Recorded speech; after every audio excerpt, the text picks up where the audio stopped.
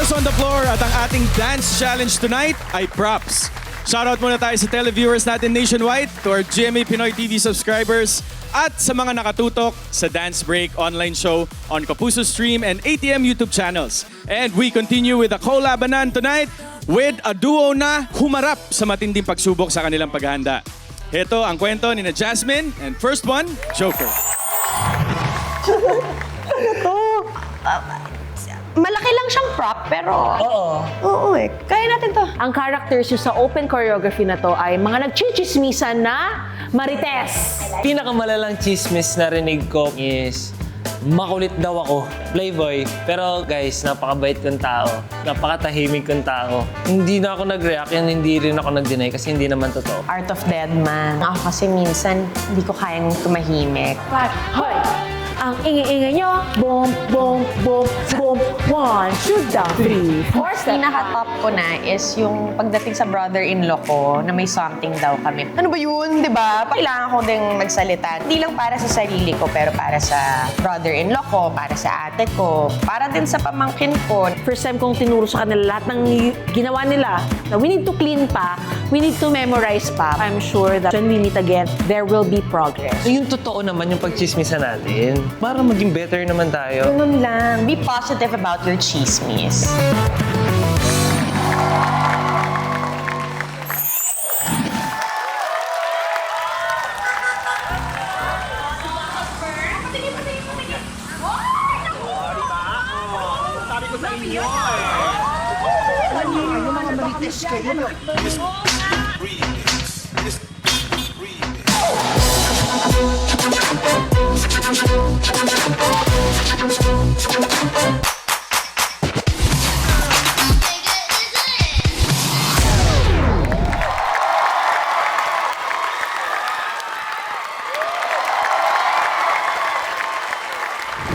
There you have it, Jasmine with first one, Joker.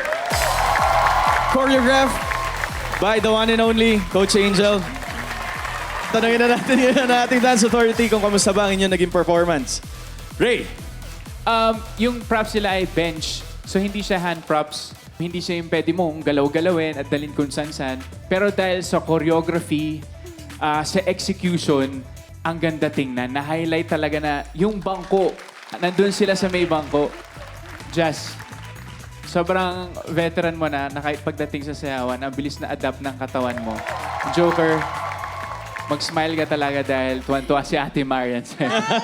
Pinapatunayan mo na talagang nakakatuwa yung tandem. I'm really happy about this prod. Kayo ang benchmark ng dance duo after napanood ko to. Grabe, solid. Usually yan, kay Joker lang ako titingin. Sorry ha. Palagi ganun ako pag nandiyan na si Joker, kay Joker ako. But this time, Jazz. Oh my God! Alam mo, Jazz, sinasabi ko talaga habang nanonood ako, eto yung bagay na gusto kong makita kay Jazz na lumabas. Eto na yun. Eto yung performance na favorite ko sa'yo. Yay! Thank you, Ate Ann. Nakailang episode pa lang tayo, pero grabe yung improvement mo, Jazz. Nakaka-proud. Thank you. Thank you so much. And of course, Joker. Yo.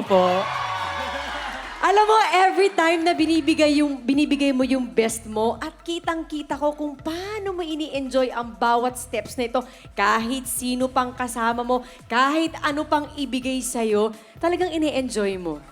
Nakaka-proud na ikaw talaga ang bet ko. Thank you po. Thank you po.